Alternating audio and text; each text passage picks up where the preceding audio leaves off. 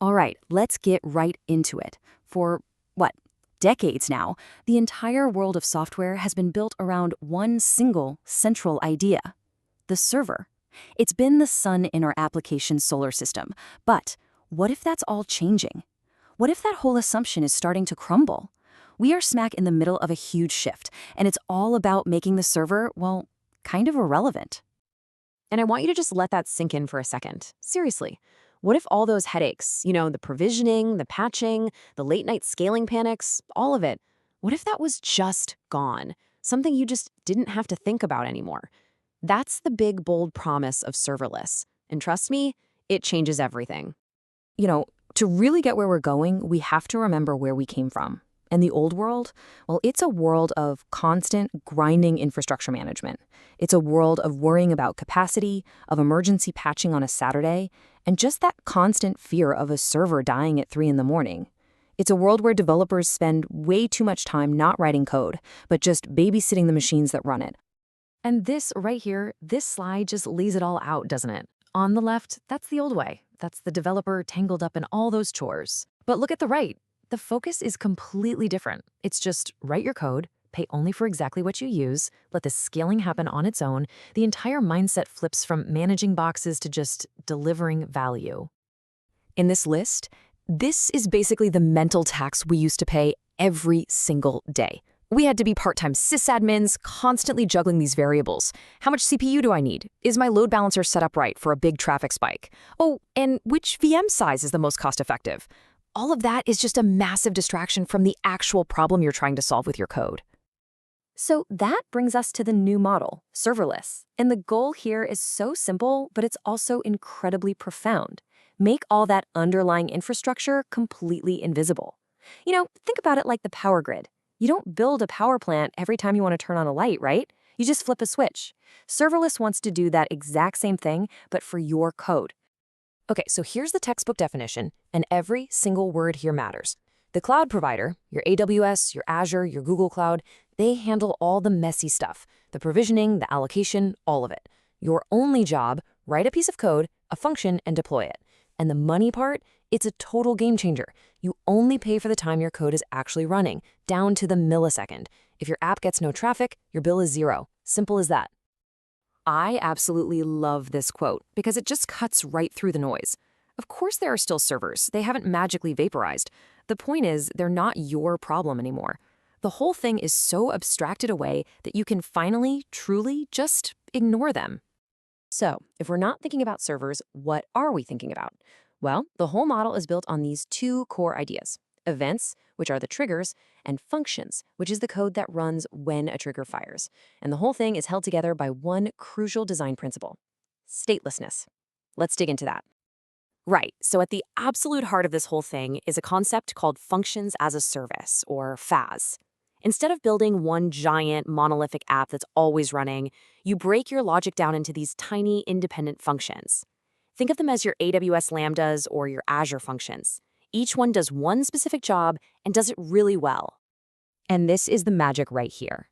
It's a beautifully simple flow. First, something happens. That's your event. Maybe a user uploads a new profile picture. That event then acts as a trigger, and it automatically calls the right function, maybe one that resizes the image into a thumbnail. The function spins up, does its one job, and then it just shuts down. It's an architecture that doesn't just sit around waiting. It reacts. Now, for this whole on-demand reactive model to work at a massive scale, there is one golden rule you have to follow. You see it right here. Your functions have to be stateless. This is probably the single biggest mental shift you have to make when you're working with serverless. So what does stateless even mean? It means every single time your function runs, it's a completely fresh start. It has total amnesia. It remembers nothing about the last time it ran. Think of it like a vending machine. It doesn't know who used it before you. It just does the same transaction every single time. And that's what lets the cloud providers scale you up to infinity. If 1 million people hit your app at once, the provider just spins up 1 million identical, independent vending machines.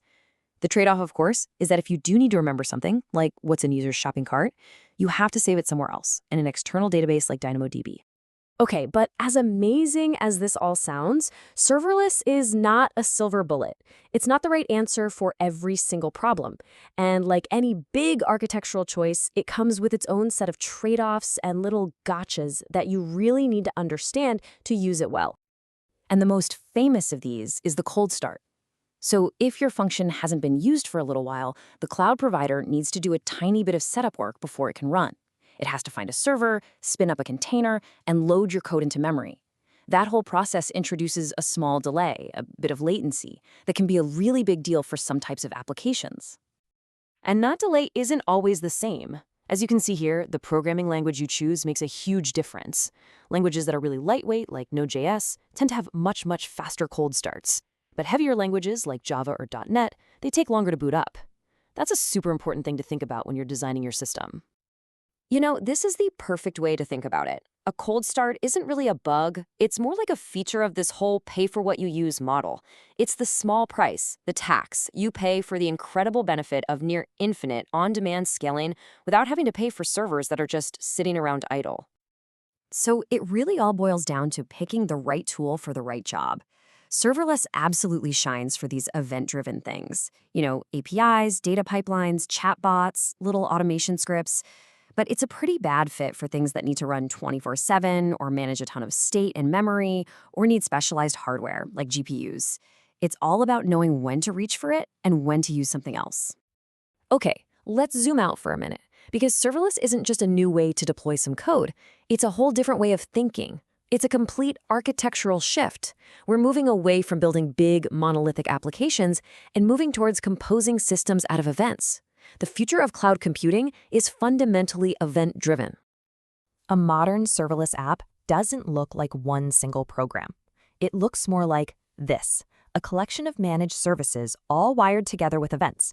You've got an API gateway handling requests, which triggers some serverless functions, which might publish messages to an event bus, store data in a managed database, or get triggered by a file being uploaded to storage. The key is you're not building all these pieces from scratch, you're orchestrating them.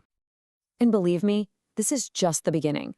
This whole space is moving at a breakneck pace. We're barreling towards a future with zero ops, where AI just handles all the scaling for you. And that cold start problem we talked about, it basically gets eliminated. Even the line between functions and containers is starting to blur, creating these cool new hybrid ways to build things. And that really brings us to the final, most important point. If you take away just one thing, let it be this. The goal of serverless was never just about getting rid of servers. It was about getting rid of the limitations that came with them. Limitations on how much you could scale, on what you paid for, on what your developers had to focus on.